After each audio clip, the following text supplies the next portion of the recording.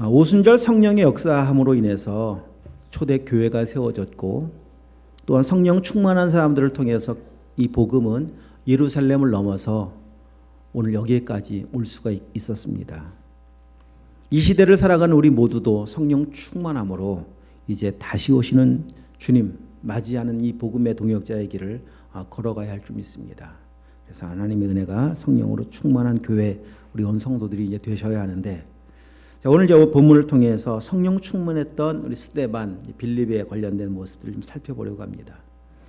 먼저 스데반을 좀 살펴봐야 하는데, 6장에서 스데반은 초대교회 첫 임직식이 이루어졌었습니다. 7명의 집사를 세우는 임직식이 끝났고 7장에 와보면 한 편의 설교를 한 뒤에 돌에 맞아 죽어감으로 스데반의 생애는 끝납니다. 스데반의 죽음을 보면서 조금 이제 이상하고 의아한 것은 무엇인가 하면, 스데반 이전에 베드로와 요한이 초대교회 사도로 이제 사역을 감당할 때 옥에 막 갇혀지지 않습니까? 옥에 갇혔을 때 하나님께서 정말 초자연적인 역사로 옥문을 열어주세요. 거기 한번 가볼까요? 그 부분을 5장 한번 가보겠습니다. 5장 18절 사도들을 잡아다가 옥에 가두었더니 19절 다 함께 주의 사자가 밤에 옥문을 열어 끌어내어 이르되, 여기까지 보십시다. 주의 사자가 옥문도 열어서 끌어냈습니다. 그냥 강압적으로. 이런 일도 있었는데, 자, 뒤로 또 넘어가서 보시면 14장 바울의 이야기를 한번 더 가서 보시면 14장 바울도 돌에 맞거든요. 돌에 맞은 적이 있었거든요. 한번 가보겠습니다. 14장 19절 이하에 보면은, 제가 19절 읽습니다. 자, 한번 19 다 함께 읽어보십시다. 시작. 유대인들이 안디옥과 이고니온에 와서 무리를 충동하니 그들이 돌로 바울을 쳐서 죽은 줄 알고 시외로 끌어내치니라. 이런 일도 있었습니다. 죽은 줄 알고 끌어내쳤는데 20절에 보니까 제자들이 둘러섰을 때 바울이 일어나더라. 일어나잖아요. 16장에 보면 옥에 갇혔던 바울이 옥문을 여는 하나님의 기적을 경험하기도 하고, 사도행전에 보면은 이런 초자연적인 역사들이 있었는데 왜 스데반에게는 이렇게 야박하게도 설교 한번 하다가 돌에 맞아 죽는데 하나님은 스데반을 돌보지 않으셨을까? 이런 생각 안 듭니까? 하나님이 능력이 없어서도 아니고 뭐 졸거나 주무시고 계심도 아니고, 분명히 하나님이 그 모든 걸 다 보고 계신 하나님이신데, 실수하지 아니하신 하나님이신 것은 틀림이 없는데 왜 스데반에게는 이 죽음을 피하게 하지 않으셨을까? 이런 생각이 드는 건 사실입니다. 여기서 이제 우리가 성령 충만함이 무엇인가를 배우는 겁니다. 성령 충만함은 무엇인가 하면, 하나님 앞에서 행하는 모든 일이 다 옳다라고 인정하고 받아들이는 겁니다. 죽어야 한다면 죽음도 받아들이는 것이 성령 충만함입니다. 성령 충만하면 다른 사람과 비교하지 않습니다. 왜 저 사람은 살려주었는데 왜 저 사람에게 저는 혜택을 주시면서 라고 하면서 억울해하지 않습니다. 모든 것이 하나님의 뜻임을 받아들이는 것, 성령 충만함이죠. 성령 충만함이 뭡니까? 하나님이, 예수님이 내 안에 충만하시다는 것 그 자체가 의미가 그런 겁니다. 그래서 스데반, 오늘 본문 다시 와서 보시면 막 돌이 날라옵니다. 돌이 날라오는 그때 59절 이렇게 기도를 합니다. 그들이 돌로 스데반을 치니, 7장 59절이에요. 스데반이 부르짖어 이르되 주 예수여 내 영혼을 받으시옵소서. 이렇게 기도를 해요. 돌이 날라올 때 주여 살려주시옵소서, 억울합니다, 이렇게 기도하는 것이 아니라 주여 내 영혼을 받으시옵소서. 만약에 다른 사람과 비교해서 여러분 지금 억울해하고 있다면, 혹시 상대적인 우월감 가운데 빠져 있다면, 이거는 성령 충만함이 아닙니다. 나로 충만한 거예요. 내 자아로 충만한 거예요. 내 자아로 충만하면은요 행복하지가 않아요. 기쁨이 사라지고 감사가 사라지고 늘 불평과 불만으로 가득할 수밖에 없습니다. 왜냐하면 우리가 살아가는 이 세상 속에 불공평해 보이는 일이 얼마나 많습니까? 그렇지 않습니까? 다 공평하게 느껴지시나요? 나도 똑같이 신앙생활하고 있는데, 나도 열심히 기도생활하고 있는데, 나도 열심히 주님을 섬겨왔는데 왜 나에게는, 저 사람은 비교할 만한 거리들이 얼마나 많은지 모릅니다. 근데 목회자의 세계도 마찬가지입니다. 참 어떤 분은 정말 뭐 금식을 밥 먹듯이 해가면서 기도하시고 처리하시고 전도를 그냥 뭐 사명처럼 여기고 하루 종일 일주일 내내 전도도 하시고 그렇게 열심히 정말 최선을 다해 사역하고 계시는데 수십 년 동안 아주 작은 10평 남짓한 지하실을 못 벗어나는 목회자들이 얼마나 많은 줄 아세요? 놀고 있어서가 아닙니다. 지난주에 우리 목회자 사역 교육자 모임이 있었는데 우리 지난번 우리 봄에 강사로 오셨던 소망교 목사님 말씀을 듣고 하는데 그때도 뭐 다른 말씀이 아니라 그분의 지나온 목회 여정을 쭉 그냥 연도별로 쭉 이야기해 주시더라고요. 사건들을 정리하셔서. 물론 뭐 대부분 알고 있는 이야기고 모르고 있었던 것도 있고 알고 있는데 다 나누지 못한 이야기도 있는데요. 참 그분의 이야기를 듣다 보면은 저는 뭐 힘들다고 해도 뭐 세 발의 피해요. 너무 사치스러워 힘든 거예요. 비교하면 너무 많거든요. 나는 뭡니까 도대체. 내 성령이 충만해지면 내게 허락되어진 모든 환경이 하나님께서 주신 것, 실수로가 아닌 하나님께서 섭리 가운데 인도하셨음을 믿음으로 고백하고 받아들이게 되어져요. 그래서 감사하는 겁니다. 좋아져서가 아니에요. 왜? 하나님은 선하신 분이시기 때문에, 실수하지 않는 분이시기 때문에.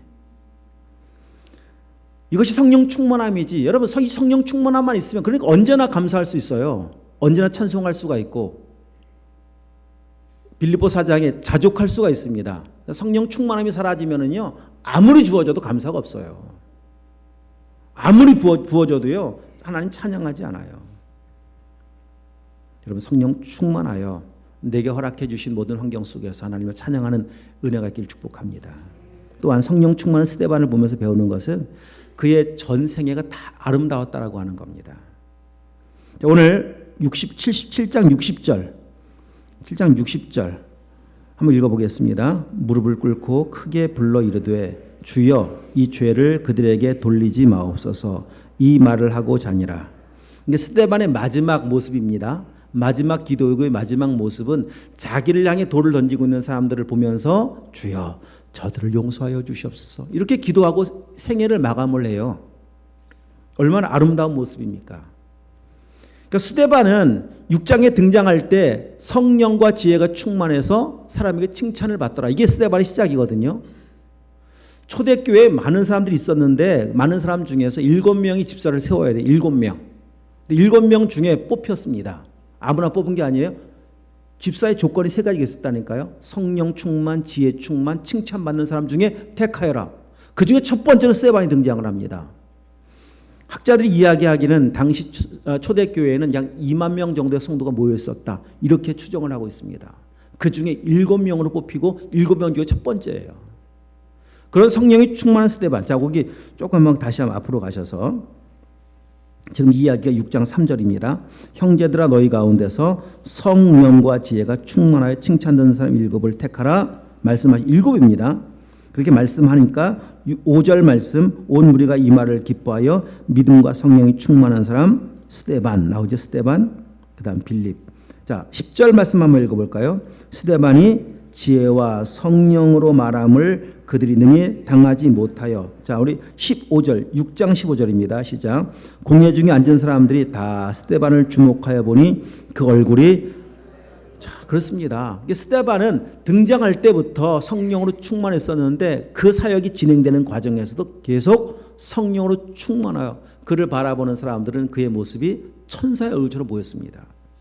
그렇게 살다가 마지막 죽는 죽음 앞에서까지도 성령의 충만함을 유지한 채 죽은 거예요. 이런 기도하는 거 아니겠습니까? 주여 용서하여 주시옵소서. 그 현장 속에 있었던 사람들은 스데반의 그 모습을 보면서 그 기도를 보면서 그 얼굴을 보면서 그 천사의 얼굴과 같은 얼굴이 돌에 맞아 일그러 가는데도 얼굴이 표정이 변하지 않는 거 아니겠습니까? 사람들의 마지막 스데반에 남겨있는 마지막 사진 한 장의 모습은 천사 얼굴이에요. 천사의 얼굴. 막 돌이 날라오기 시작하자 성령 충만하지 못했다면요 짜증내지 않았겠습니까? 성령 충만했었는데 이때 충만하지 못해서 돌 날라올지 몰랐지 않았겠습니까? 설교하는데 돌 날라올지 어떻게 예상했겠습니까? 성령 충만하지 못해서 돌이 날라오니까 화를 내고 짜증을 내고 이를 벅벅 갈다가 죽었다. 그래서 스데반의 마지막 인생은 그 모습이잖아요. 사람들의 이 머릿속에 기억된 한 장의 마지막 사진은 그 일그러진 모습 아니겠습니까? 스데반은 성령이 충만하니까 등장부터 과정, 마지막 죽음까지 아름답잖아요. 그런 은혜가 있길 축복합니다. 마지막까지 아름다운 모습으로 기억되길 원한다면 성령의 충만함을 유지하는 방법밖에 없습니다. 다른 방법은 없습니다. 오늘 우리 이 땅을 살면서 계속 만나고 헤어지고 만남과 헤어짐을 반복합니다. 반복하는데, 자, 지난날 우리의 삶에 누군가의 기억 속에 어떤 모습으로 어떤 이미지로 내가 기억되고 있을지는 몰라요. 근데 지난날 우리의 삶이 성령으로 충만하지 못했다면 아마도 천사의 같은 모습으로 남아있지 않을 수도 있습니다. 뭐 지난날 어떻게 돌이킬 수가 있겠습니까? 다 지나간 이야기인데 앞으로잖아요. 이제는 지난날은 그렇게 살아왔다 할지라도 앞으로 우리의 삶에 만나는 사람들, 언제 또 만날지 모르는 사람들이 얼마나 많이 있습니까? 다시 안 만난다고 영원히 못 볼 사람들도 아니지 않습니까? 다시 만나게 되어질, 하여튼 영원히 못 본다 하더라도 그대의 이미지 속에 우리의 얼굴, 우리의 모습이 아름다운 모습으로 천사의 얼굴과 같더라, 이렇게 기억될 수 있다면 얼마나 그 삶이 아름다운 모습이겠습니까? 수시로 만난다니까요. 오늘도 만나고 헤어질 겁니다. 또 다시 만나는 만남도 있겠지만, 그래서 어쩌면은 그 이미지를 지금의 이미지가 아닌 또 다른 모습의 좋은 이미지로 각인시킬 수 있는 기회가 있는 만남도 있을지 모르겠지만은, 어쩌면 많은 우리의 만남 그냥 한 번 만나고 끝나는 만남도 많이 있습니다. 식당에서 밥을 먹고 나올 때 카운터에 계신 사장님과 우리의 음식을 서빙해주는 그 아르바이트하는 학생들과 여러분 집을 자주 방문하고 있는 택배를 배달해주는 배달 기사들, 어떤 음식을 전해주는 기사들, 한 번 만나고 헤어지는 만남들이잖아요. 대부분 그렇지 않습니까? 그렇다 할지라도 그분들의 마음속에서라도 우리의 이미지가 믿음의 사람의 이미지로, 천사 얼굴 같은 이미지로 남길 수 있다면 얼마나 아름답겠습니까? 여러분, 그러길 축복합니다. 오늘 우리 불렀던 찬양의 가사 속에 일상에서 가사가 정확히 하여튼 그런 이제 일상에서 하나님께 영광을, 그냥 일상의 삶에서 하나님의 복음을 전하는 삶 살기 원합니다. 다른 거 아니에요.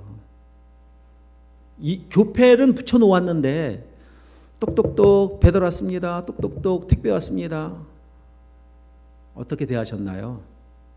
정말 성령 충만하길 축복합니다. 말 한마디 따뜻하게 하면서, 자, 성령 충만한 사람 또 한 사람의 모습은 이제 빌립을 통해서 살펴볼 수가 있는데, 8장으로 넘어오면 이제 스데반의 생애는 7장에서 끝났고, 그 다음 두 번째, 우리 7 집사 중에 두 번째 인물이 빌립이었었습니다. 빌립, 아까 보았었죠. 성령 충만한 사람 스데반과 빌립, 그 다음에 이제 여러 사람들을 소개하고 있는데, 잘 보세요. 7명을 소개할 때 첫 번째 사람이 스데반이었고 두 번째 사람이 빌립이었습니다. 놀랍게도 제일 먼저 소개했었던 스데반, 제일 성령이 충만했었던 스데반은 제일 먼저 죽어요. 예수님의 제자 중에도 야고보, 요한이 그 어머니가 주여 주의 나라 임할 때 우리 아들 하나는 우편 좌편 이 청탁을 했었던 사건 알고 있죠? 놀랍게도 야고보가 제일 먼저 순교를 해요. 사도행전 12장에 와서 보면, 자, 신앙의 관점에서 볼 때 1등은 누구냐? 제일 먼저 죽는 사람입니다. 제일 큰 사람 누구냐? 제일 먼저 죽는 사람이에요. 그래서 하나님이 제일 먼저 죽으신 거예요. 아들 예수님을 보내어서. 언제 죽습니까? 2000년 전 아닙니다. 하나님의 관점에서 볼 때는요, 창조하기 전에 이미 죽음을 받아들이셨어요. 창조하기 전에 이미 아들 죽일 준비하고 창조하신 거예요. 왜? 그래야만 살리기 때문에 그렇습니다. 이게 신앙적 원리예요. 세상은 그렇지 않죠. 세상의 1등은 죽으려고 1등 합니까? 내가 잘 되려고 1등하고, 나는 나만 살려고 1등하고, 이게 세상의 원리라면 하나님의 원리는 그렇지 않습니다. 왜 성령 충만해야 됩니까? 죽어야 하기 때문에. 그래야만 하나님의 역사가 나타나기 때문에 그렇습니다. 이거 성경의 원리입니다. 하나님이 일하시는 하나님의 방법은 죽어야 사는 거예요. 죽어야. 이 방법을 창세전부터 계획하셔서 창세전 그리스도를 준비하신 겁니다. 여러분 보십시오. 교회 중에 가장 먼저 세워진 교회가 초대교회라니까. 초대교회. 초대교회에 얼마나 많은 핍박이 있습니까? 왜? 그래야 교회가 세워지고 그래야 복음이 증거되기 때문에 그렇습니다.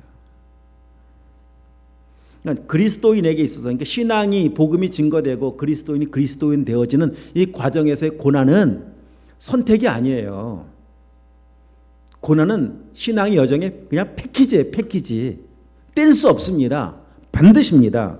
14장 다시 한번 뒤로 가서 보시면 그 바울이 돌 맞고 깨어난 그 다음에 이런 말을 하거든요. 자, 우리 거기 한번 보시면 14장 22절 한번 읽어보겠습니다. 제자들의 마음을 굳게 하여 이 믿음에 물러서 있으라 권하고 또 우리가 하나님 나라에 들어가려면 많은 환난을 겪어야 할 것이라 하고 환난을 반드시 겪어야 합니다. 그래서 오늘 다시 본문에 와서 보시면 스데반의 죽음, 초대교회의 핍박, 그 죽음과 함께 하나님이 어떤 일을 행하시고 어떤 일로 연결시키는 건가 하면 8장 1절 읽었던 말씀에 보면 사울이 등장을 합니다. 사울. 그의 죽음을 마땅히 여기던 사울. 자, 여러분 보세요. 교회를 핍박하는 주동자가 당시 사울이었습니다. 사울에 의해서 죽은 사람이 스데반이었고, 그러면 우리가 그냥 생각해 볼 때 진짜 누가 죽어야 될 사람입니까? 사울입니까? 스데반입니까? 사울이잖아요. 사울 같은 사람을 죽여야죠. 교회를 핍박하는 사람을 죽여야죠. 근데 하나님은 사울을 죽이지 않고 스데반을 죽게 놔둬요. 왜? 성령 충만한 사람이 스데반이고 먼저 된 사람이 스데반이고 그가 죽어야 사울이 바울 되거든요. 스데반은 지금 죽어도 천국 가는 거지만 바울은 지금 죽으면 천국을 갈 수가 없어요. 하나님의 뜻은 놀랍습니다. 자, 지금 그래서 이제 이 초대 스데반의 죽음으로 사울이 세워진 거 참 이해가 안 되지만은 하나님의 뜻은 그런데 여러분 생각해 보세요. 이 사울이 스데반을 죽이는 일에 모의하여 앞장섰던 사울이 또 교회를 핍박하는 사울이 나중에 바울이 되지 않습니까? 바울. 이 당시에 그 사울이 바울 될 거라고 누가 상상을 했겠습니까? 우리 성경의 역사를 다 알고 있으니까 하나님 이렇게 하셨구나라고 알고 있지만은 이때 사울만 보면은요 상상을 할 수가 없습니다. 상상할 수 없는 일이 벌어지는 거예요. 여러분 이 일을 통해서도 여러분 소망을 가지시고 좀 기대하는 마음이 있기를 축복합니다. 내가 지금 보면은 상상할 수 없는 어려움이고 답답함이고 과연 될까 뭐 이런저런 그냥 궁금함이고 질문이 계속 반복될 수밖에 없지만 하나님은 살아계십니다. 교회를 핍박하던 사울을 하나님은 위대한 하나님의 복음 증거의 한 획을 그었던 사도 바울로 만든다니까요.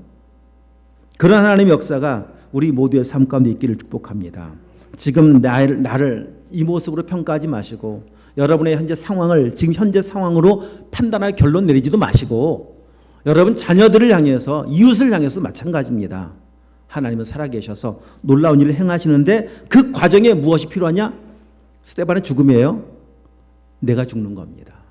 죽어 일하신 하나님이신 것을 믿음으로 바라보실 수 있게 축복합니다. 그래서 하나님의 일하심을 더 보시면 자 8장 1절 죽음을 마땅히 여겼다. 그날에부터 시작. 그날에는 그날에 예루살렘에 있는 교회에 큰 박해가 있어 사도 외에는 다 유대와 사마리아 모든 땅으로 흩어지니라. 큰 박해로 인해서 여기 나와 있는 지명이 몇 가지 나오죠. 예루살렘, 유대, 사마리아, 땅이 나오죠. 땅끝. 자, 우리 여기 8장 1절에 8장 1절, 1장 8절 한번 가보시죠. 1장 8절 가보시겠습니다. 여기 나오는 지명이 1장 8절에 이미 말씀하신 지명이 다 나옵니다. 읽겠습니다. 오직 성령이 너희에게 임하시면 너희가 권능을 받고 예루살렘과 온 유대와 사마리아와 땅끝까지 이르러 내 증인이 되리라 하시니라. 자, 이 말씀 마지막 말씀하시고 부활 승천하시는데 너희가 성령 받고 가서 복음 전하라. 예루살렘만 머물러 있지 말고 유대로 사마리아 땅끝으로 가라라고 말씀하시는데 문제는 안 갑니다. 가야 하는데 안 갑니다. 예루살렘 교회가 그렇게 커지는데 안 갑니다. 이들 생각 속에 그런 거 아니겠습니까? 하나님 안 갑니다. 사마리아를 왜 갑니까 제가? 저 이방인과 같은 개 취급하는 동네 거길 왜 갑니까? 이런 생각이 그들의 생각 속에 꽉 차 있습니다. 안 가니까 하나님께 쓰시는 방법 중에 하나가 뭔가 흩으시는 거예요. 강제로. 그러니까 이제 교회를 생각해 볼 때 교회에 두 가지 중요한 기능이 있습니다. 첫 번째는 모이는 교회로서의 기능입니다. 교회 굉장히 중요한 기둥이 한 기둥이에요. 모여야 돼요. 그럼 모이는 교회가 해야 될 일이 뭡니까? 모이면 해야 될 일이 지금 좀 예배하는 거고요. 그렇죠? 기도하는 거고 성도의 교제를 나누는 거고. 그러니까 초대 예루살렘 교회는 이 첫 번째 기능은 너무 잘 되고 있었죠. 매일 모였습니다. 매일 떡을 떼고 나누고 교제하고 예배하고 기도하는 거는 뭐 정말 자발적이었고 언제나 헌신적이었고. 근데 문제는 그 다음 교회 또 하나의 기둥은 뭔가 하면 나가는 기능이에요. 보내는 기능입니다. 그럼 나가면 뭐 하겠습니까? 전도하는 거고 복음 전하는 거 아니겠습니까? 근데 우리의 옛 교회 어르신들은 선조들은 이야기했습니다. 늘 이런 구호 많이 외쳤었어요. 또 한참 많이 들었습니다. 모이면 자 제가 먼저 선창합니다. 여러분 후창하세요. 모이면 흩어지면 그런 말들을 얼마나 많이 했었습니까? 참 단순하죠. 그게 교회예요. 그것이. 모이고 흩어짐이 유기적으로 잘 이루어져야 합니다. 근데 이 초대교회는 모이긴 잘하는데 안 가니까 흩어지질 않으니까 완전 하나님께서 한 굉장히 큰 핍박 하나로 샘플 하나로 스데반을 세워놓고 공개 채용을 시키는 거 아니겠습니까? 그래서 교회 안에 큰 핍박을 주면서 야 못 살겠다. 이렇게 못 살겠다. 떠나기 시작을 합니다. 그래서 흩어지는데 1장 8절의 역순 8장 1절의 말씀과 같이 유대도 가고 사마리아도 가고 땅끝을 향해서 나가기 시작합니다. 흩어지기 시작합니다. 자 8장으로 다시 한번 보세요. 흩어지면 뭐하느냐. 8장 4절 읽겠습니다. 그 흩어진 사람들이 두루다니며 복음의 말씀을 전할세. 그 초대교회 성령에 충만한 성도들이었습니다. 그들 안에 진짜 복음의 감격이 있고 은혜가 있습니다. 흩어져도 해야 될 것은 사명인데 복음이 없으면 생명이 없으면 흩어져도 못하죠. 근데 그들 안에 생명이 있고 은혜가 있으니까 가서 전하지 말라고 해도 복음을 전할 수밖에 없고 생명은 이 빛이 어둠으로 덮을 수가 없는 것처럼 하나님의 생명은 막을 방법이 없어요. 전하면서 하나님의 나라가 세워지는데 자 사마리아 전하니까 8절 다시 한번 읽겠습니다. 그 성에 큰 기쁨이 있더라. 하나님의 뜻이 이겁니다. 예루살렘에 있는 교회 성도들 너희들만 기뻐하지 말고 온 땅에 가서 복음 전하여서 다 하나님의 기쁨으로 충만하게 원한다. 유대에도 사마리아에도 땅끝에도. 그래서 보내는 거고 보내시기 원하시는 거 가라고 하는 거 아니겠습니까? 자, 이 과정을 통해서 우리가 이제 하나님의 계획을 발견해야 합니다. 교회 본질적 하나님의 고난이라고 하는 것은 고난과 핍박은 왜 주시는가? 교회가 교회다워지게 하기 위해서 교회의 본질적인 사명을 회복하라고 주시는 거예요. 그러면 우리도 마찬가지입니다. 개인에게 적용을 해보아야 합니다. 교회의 본질적인 사명과 나의 본질적인 사명이 다를까요? 같을까요? 교회는 교회고 나는 난가요? 그건 교회의 일이고 내 일은 아닌가요? 아닙니다. 교회가 뭐예요? 이렇게 모여있는 사람들의 모임이 교회 아니겠습니까? 이 건물이 교회가 아닌가? 여러분 알고 계시잖아요. 이 모여있는 사람이 없으면 교회가 될 수가 없습니다. 교회의 본질과 나의 본질적인 사명은 똑같습니다. 나의 사명이 교회의 사명이고 교회의 사명이 나의 사명이에요. 우리 모두를 하나님은 다 성전되게 만드셨고 한 사람 한 사람을 다 그리스도 안에서 각 개체이지만 한 몸 되게 하셨고 그래서 하나님의 교회를 세워가기 원하시는데 그럼 우리 똑같습니다.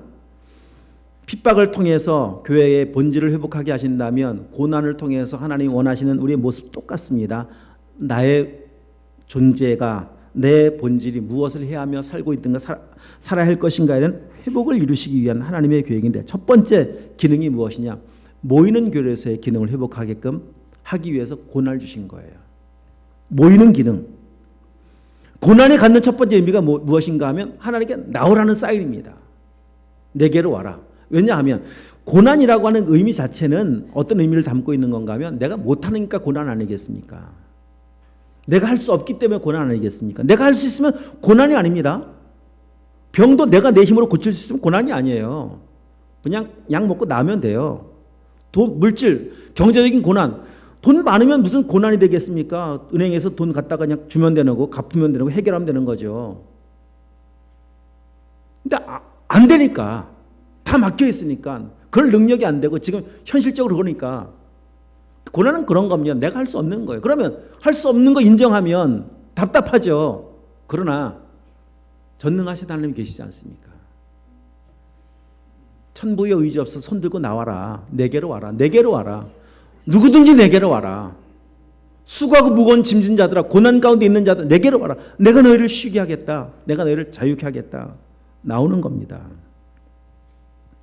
이스라엘 백성들이 애굽에 이주하여 처음에 요셉이 총리로 있었을 때는요, 요셉으로 인해서 얼마나 많은 덕을 보았는지 모릅니다.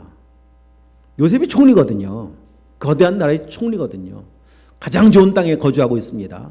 어려운 게 없습니다. 요셉이라는 이름 한마디면 다 팼습니다. 그냥 모든 것이 환경도 넉넉하죠. 살아가는데 문제가 없죠. 문제는 하나님을 잃어버린 거예요. 예배 잃어버렸어요. 기도 잃어버렸어요. 모이는 교회로서의 기능을 다 잃어버리고 말았어요. 출애굽기 1장에 보면 요셉을 알지 못한 새 왕이 등장을 하면서 이스라엘 백성들 향한 엄청난 핍박이 시작됩니다. 그러자 2장에 가서 보십시오. 핍박으로 인하여 하나님께 부르짖더라. 부르짖더라. 하나님께서는 그 부르짖음을 들으시고 언약을 기억하시고 구원 계획을 이뤄 가시려고 3장에 가서 모세를 부르시는 거예요. 여러분 고난을 만나셨습니까? 그 고난의 첫 번째 사인은 내게로 와라. 겸손히 나오십시오. 하나님 앞에 나오십시오. 이 부르심의 음성을 놓치지 않는, 부르심의 사인을 놓치지 않는 은혜가 있길 축복합니다. 또한 고난의 두 번째 의미는 흩어지는 교회로서의 기능을 감당하라고 하는 거 아니겠습니까? 사명입니다. 사명. 사명을 회복하게 하라는 하나님의 사인입니다. 여러분 7절, 오늘 보면 7절 한번 보세요. 8장 7절입니다. 많은 사람에게 붙었던 더러운 귀신들이 크게 소리를 지르며 나가고 또 많은 중풍병자와 못 걷는 사람이 나으니 언제 말씀을 전할 때, 빌립이 사마리아 땅 가서 복음을 전할 때 이런 복음의 역사가 나타났습니다. 사명을 감당하니까 이런 하나님의 놀라운 역사가 나타났습니다. 자, 오늘 우리 이 말씀을 생각해 볼 수 있는 것은 무엇인가 하면 우리는 하나님의 자녀로 분명히 부름받았는데 여기 지금 더러운 귀신이 붙어있더라. 붙어있더라. 하나님의 자녀임에도 불구하고 하나님의 말씀대로 살지 않고 어둠에 사로잡혀 아직도 살고 계시지 않습니까? 그래서 영적 중풍병자, 중풍병 걸리면은 마비되기 시작하는 거잖아요. 기능을 못합니다. 걷지 못하는 사람이라고 또 소개하고 있는데 영적으로 성경에 보면 질병들, 영적인 소경, 안진병이, 귀머거리, 영적인 이런 모습되어서 하나님께서 주신 삶, 정상적인 믿음의 사람다운 삶을 전혀 살지 못하고 있는 모습 속에 있다면 하나님께서 그런 사람의 모습을 보시면서 얼마나 답답하시고 안타까워하시겠습니까? 나를 위해서는 최선을 다하는데 하나님을 위해서는 전혀 반응을 하지 않습니다. 얼마나 안타깝겠습니까? 나를 위해서 살지 않고, 하나님을 위해서 살지 않고 나를 위해서 열심히 살아가는데 여기 보세요. 마귀에 붙잡혔다. 거라사 광인 이야기 잘 알고 계시잖아요. 거라사 광인이 열심히 삽니다. 열심히, 진짜 열심히 살아요. 열심히 살아가는데 열심히 달려간다고 성경 표현하고 있는데 어디로 달려갑니까? 천국을 향해, 십자가를 향해서예요? 아니잖아요. 몰사는 바다, 사망을 향해 달려가는 거 아니겠습니까? 그런 삶을 살고 있는 삶을 다시, 여러분 그 삶은 정상적인 거 아닙니다. 다시 정상적이고 창조하신 목적 그대로의 삶을 살게 하시려고 온전한 믿음의 삶, 사명의 삶 살게 하시려고 고난 주시고 핍박을 주시는 거예요. 그러면 오늘 지금 이 고난 속에 흩어져 사마리아 땅에 복음을 전할 때 어둠의 영이 떠나더라. 중풍병자가 고침받더라. 못 걷는 사람이 걷게 되어지고 그래서 기쁨이 회복되어지고 그런 거 마찬가지로 고난은 우리의 삶에 어둠에 사로잡혀 있었던 문제들을 끊어내는 작업들입니다. 어둠에 사로잡혀 이건 하면 안 되는 건데 해야 되는 일들이 있다면 고난 만날 때 그때 한번 내 삶을 딱 멈춰 세워놓고 내 삶을 돌아보는 거 아니겠습니까? 아, 내가 이렇게 살고 있었구나. 잘 나갈 때 내 삶 안 돌아봐요. 멈출 수 있는 여유가 없습니다. 내가 바쁜데 지금 언제 멈춰서 있어요. 성경에 보면 고난을 주로 밤 이렇게 표현하는 경우도 종종 있거든요. 바울과 실라가 한밤중에 사도행전 16장 빌립보 감옥에 갇혔을 때 한밤중. 한밤중은 무엇을 할 수 있는 시간이 아닙니다. 여러분 잠자는 시간이 한밤중이에요. 밤에 잘 주무세요. 우리 학생 청년들이요. 밤에 일찍 자고 일찍 일어나시고 잘 주무세요. 낮에 정상적으로 활동하는 거예요. 요즘은 뭐 우리 학생들뿐만의 문제가 아닌 것 같아요. 시편 104편 밤에 짐승들이 기어 나오는도다 이런 표현 있는 거 알고 계십니까? 짐승이 활동하는 시간은 밤입니다. 그렇게 만드셨어요 하나님께서. 낮에 사람이 막 활동할 때 짐승이 같이 활동하면 부딪힙니다. 그래서 하나님은 사람은 낮에 활동하게 만들고 짐승은 밤에 활동하게 만들고 그렇게 만들었는데 하여튼 밤이라고 하는 시간은 잠자는 시간입니다. 잠잔다라고 하는 것은 얼마나 중요한 우리 일상을 살아가는데 필요한 시간입니까? 아무리 바쁘고 아무리 급해도 안 자고 어떻게 정상적으로 살 수가 있어요. 주무셔야 되잖아요. 그래 정상적인 삶을 산다니까요. 잠이라고 하는 것은 죽음이에요. 죽음. 잠자면서 뭘 할 수가 있어요. 딱 멈춰진 시간이에요. 멈춰진 그 시간이 멈춰진 시간이 아닌 것. 새롭게 우리를 변화시키시고 새롭게 우리를 충전시키시고 고난이 그런 겁니다. 멈춰진 시간입니다. 할 수가 없어요. 식음을 전폐해야 될 때가 오기도 해요. 아무것도 할 수가 없어요. 근데 그때 하나님은 우리의 삶에 잘못된 삶의 방법들, 방식들, 태도들, 무너진 삶의 질서들을 회복하게 하시려고 멈춰 세워놓으신 거예요. 마귀에 사로잡혀서 하나님 앞에 이렇게 살면 안 되는데 이건 하나님의 뜻이 아닌데 근데 고집스럽게 붙잡고 있는 거 있지 않습니까? 여러분 잘 나갈 땐 절대 못 논다니까요. 고난을 만나고 시련을 만나고 문제에 딱 직면하기 시작하면 이제 드디어 그런 게 보이기 시작해요. 아, 이건 정상적이지 않았었구나. 이렇게 하면 안 되는 거구나라고 하는 것이 그때 보여요. 그때. 마귀가 심어준 잘못된 생각 뭔지 아십니까? 항상 다음이고 항상 내일이에요. 여러분 사명도 그렇습니다. 우리 삶의 잘못된 삶을 고치는 것 중요하고 사명을 감당하는 것 너무 중요한데 사명이라고 하는 말은 항상 나와는 별로 상관없어요. 그 사명 그러면 항상 다음에 이 참 마귀의 교묘한 속임수입니다. 붙어있는 마귀, 속이는 마귀, 악한 마귀는 내일에 내일. 지금은 바빠. 조금 더 여유 있을 때, 조금 더 상황 좋아질 때 그때 기도하는 거고 그때 선교하는 거지. 아직도 그렇게 뭐 선교는 목사님이나 가면 되고 저 공성님이나 가면 되고 그렇게 생각하고 계시나요? 언제 하시려고 여러분은 언제? 기도는 또 언제 하시려고요? 더 나아지면 안 나아집니다. 그런 건 없습니다. 일생에. 내일은 없습니다. 지금 하지 않으면 내일 못합니다. 내가 지금 해야 될 일이었었는데 고난을 만나고 알아요. 지금 할 일이었었구나. 내일이 아니었구나. 더 지나고 나면 진짜 하고 싶어도 못해요. 여러분 진짜 아무것도 할 수 없을 때 그때는 인생이 얼마나 소중한지 그때 깨닫죠. 그러니까 건강의 소중함도 건강할 땐 전혀 모르는 거 알고 계시죠? 다 잃어보면 알아요. 잃어보면. 그때는 후회 한들 소용도 없어요. 그런 삶을 회복하게 하시는 시간이 언제냐? 고난의 시간입니다. 우리의 삶을 멈춰놓고.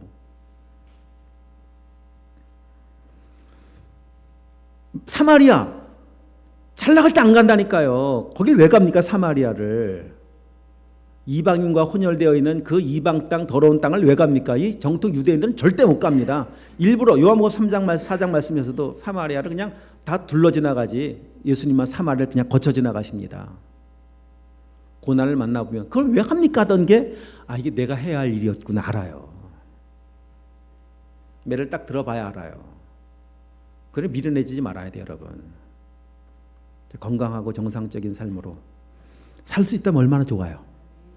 그럼 못 사니까 때로 가끔 회초리 한번 딱 드는 거 아니겠습니까? 그때 하나님 빨리 이거 좀 지나가게 해주시고 빨리 해결, 이게 아니라 지금 오늘 문제 말씀과 함께 지금 전반적으로 한번 돌아보십시오.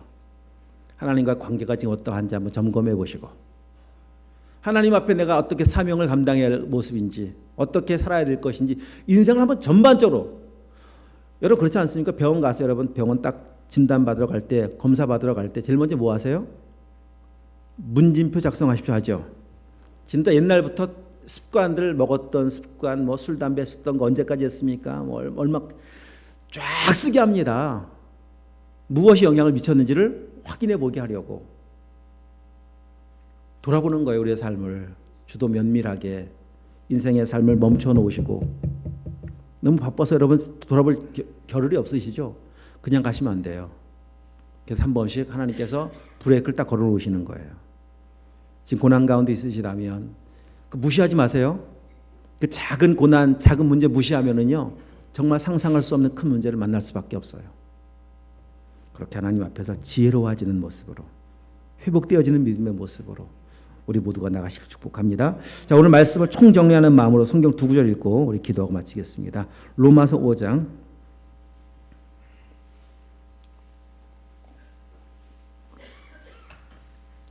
3절 4절 함께 읽겠습니다. 시작. 다만 이뿐 아니라 환난 중에도 즐거워하나니 이는 환난은 인내를, 인내는 연단을, 연단은 소망을 이루는 줄 알미로다. 아멘. 8장 뒤로 넘어가셔서 로마서 8장 자 16절부터 18절까지 읽겠습니다. 다 함께 시작. 성령이 친히 우리의 영과 더불어 우리가 하나님의 자녀인 것을 증언하시나니 자녀이면 또한 상속자 곧 하나님의 상속자요 그리스도 함께한 상속자니 우리가 그와 함께 영광을 받기 위하여 고난도 함께 받아야 할 것이니라. 생각하건대 현재의 고난은 장차 우리에게 나타날 영광과 비교할 수 없도다. 할렐루야. 기도하시겠습니다. 하나님 아버지,